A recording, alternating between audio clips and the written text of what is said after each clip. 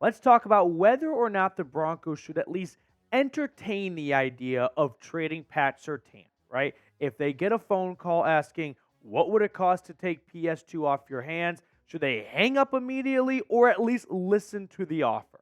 Now, right off the bat, I want to say this. I maintain my stance that the Denver Broncos should not trade Pat Surtain II. He is an unbelievable talent that they are so lucky to have with the 9th overall pick in the NFL draft. And I think trading him would be the dumbest move this team could make since the Russell Wilson trading contract, which I know isn't a very long time span, but do not make a bigger mistake because you got Russell Wilson and now you're in a bit of a hole as a franchise. Now I've got 3 reasons why I think Denver should hold on to PS2. Number 1, he has Hall of Fame talent.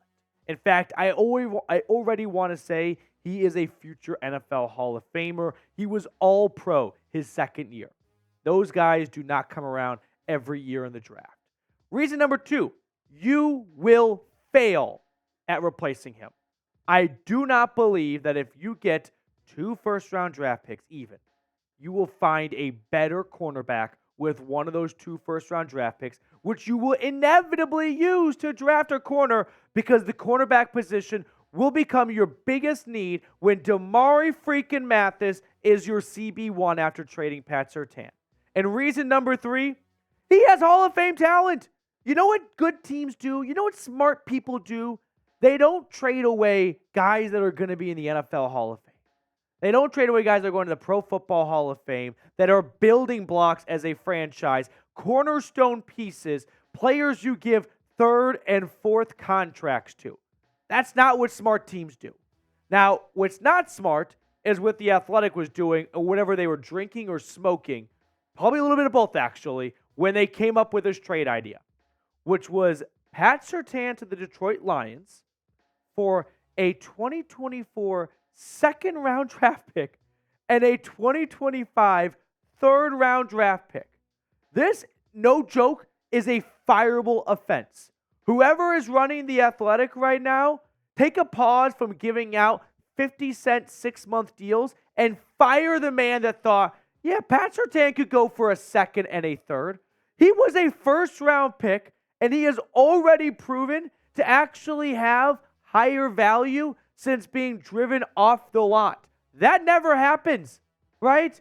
More often than not, when guys are drafted, slowly their value starts to go down because they get up in the age column, their rookie contract starts expiring. But Pat Surtain, by the day, becomes more and more valuable because he's only getting better and better, and he's already a 99. So no, a second and third rounder for Patrick Surtain is fireable. It's a war crime. It is disgraceful to Broncos country. Now, here's what Jeff Howe had to say from The Athletic when talking about trading Pat Surtain. The Broncos feel Surtain is the best cornerback in the league, so they can't let him go for less than a first-round pick and probably another mid-rounder. That should be fine with the Lions since they've had additional first-rounders the past 2 drafts from the Matthew Stafford trade. If Jeff Howe from The Athletic says Denver would want more than just a second and a third, then why would you create that trade idea? Why would you suggest a second and a third and then write my column right below it, yeah, Denver really wants a first rounder for Pat Surtain? No shit, Sherlock. So why would you suggest a second and a third? I don't understand what's going through your brain when you make up your own trade idea just to write, whoever wrote that idea is a big doofus. It was you. But just humor me for a moment. Would you at least entertain the idea of trading Pat Surtain for 2 first-round picks? I would not. Ignore that garbage trade idea from The Athletic for a second because no one is going to accept a deal for a second and a third for Pat Surtain, except for the Detroit Lions, of course. But would you do it for 2 firsts? I still say no, but let me know whether or not you would play ball with this trade proposal from me. All right, Pat Surtain, let's just kind of run through the numbers here because I never get tired about talking about how incredible of a talent he is. In his career, 143 tackles, 7 interceptions, 30 pass breakups, and 1 house call already through just 2.5 seasons, keep in mind.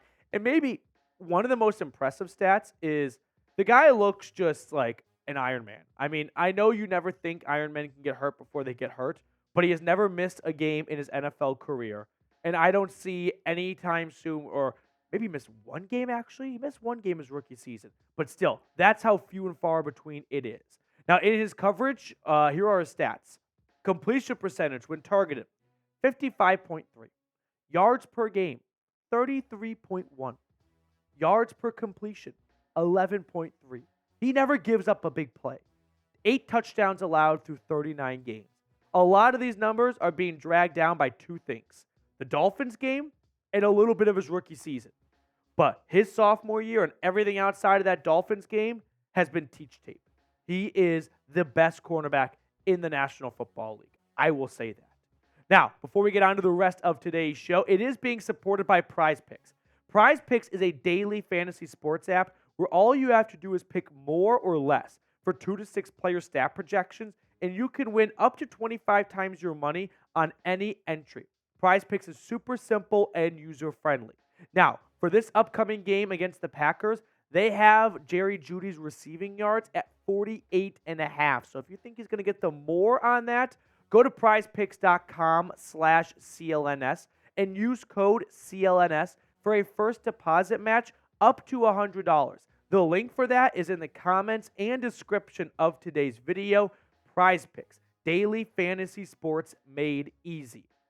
Okay, now let's say the Broncos, for whatever reason, and I don't even want to put this out in the universe as a justification, but they get an offer they can't refuse, right? They literally get 3 first-round picks, which I don't even know if I do it for 3 first-rounders. In my eyes, he is simply untouchable. Kind of like how Patrick Mahomes, like there's just no offer that the Chiefs would ever accept for him because there's never going to be an actual realistic offer.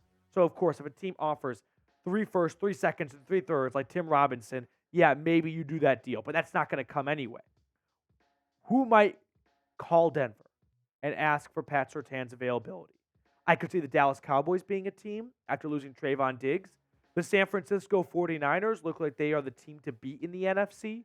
The Detroit Lions, they lost one of their starting cornerbacks, so that could make some sense.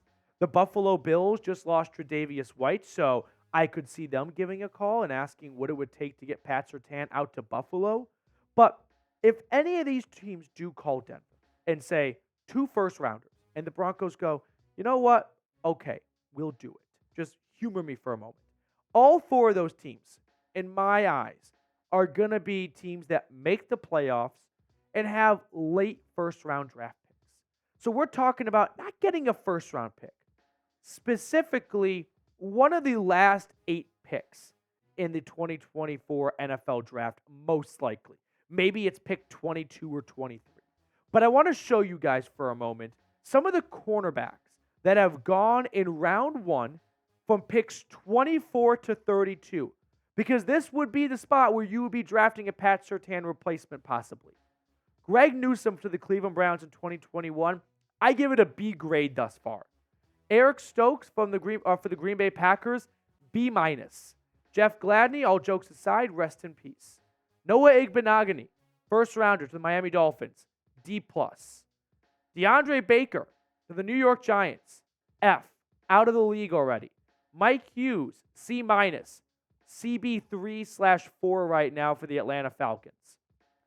Garyon Conley, out of the league, D-. Tre'Davious White, I would give an A to, but the availability is a bit of a concern right now, so for that reason, he slips down to a B+ grade.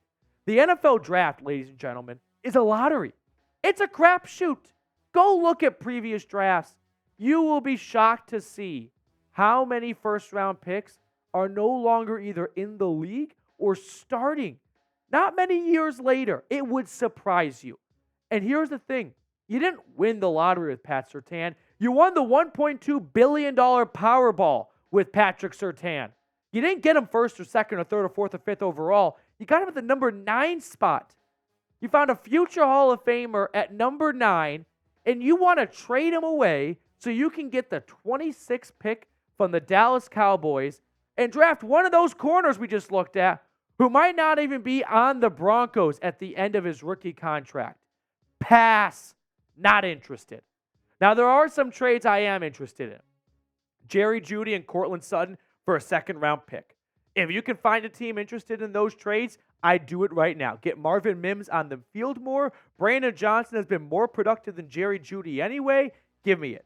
Justin Simmons for a third pains me, but you haven't won many games with Simmons, unfortunately, and that's not his fault. But if you want to rebuild, moving on from an expensive veteran safety for a day 2 pick, I'll play ball. Josie Jewell for a 5th.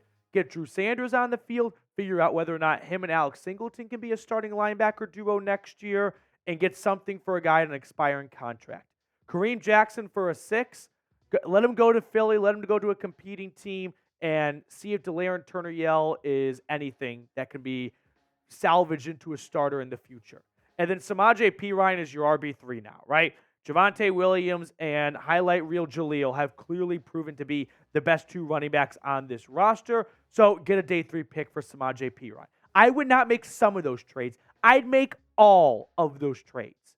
Go into next year's draft with a top 5 pick from yourself and a couple of second and third round picks from Jeudy, Sutton, and Simmons. Hopefully you do a good job drafting, and the rebuild is on, baby.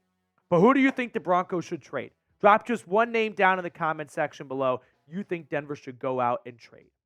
All right, that's going to do it for us on today's show. Thanks so much for tuning in. Enjoy the rest of your day. We're going to sign off and see everyone later.